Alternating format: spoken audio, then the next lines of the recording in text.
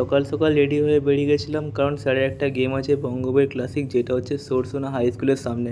বাড়ি থেকে বেরিয়ে আমি আর স্যার মনোজ স্যারের জিমে গেছিলাম, কারণ ওখান থেকে আরও 3জন পার্টিসিপেট করবে। আমিও দেরি না করে নিজের ওয়ার্কআউটটা করে নিলাম। হার্ড ওয়ার্ক সব জায়গায় হয়, বাট এখানে যেরকম ওয়ার্কআউট করায় মনোজ স্যার, সেরকম আমি আর কোথাও দেখিনি। যেরকম তুমি কষ্ট করবে সেরকম তুমি রেজাল্ট পাবে, পুরোটাই নিজের উপর। আজকে আমি চেস্ট ওয়ার্কআউট করেছিলাম, ফাটিয়ে চেস্ট মারার পর চেস্ট অনেকটা এরকম লাগছিল।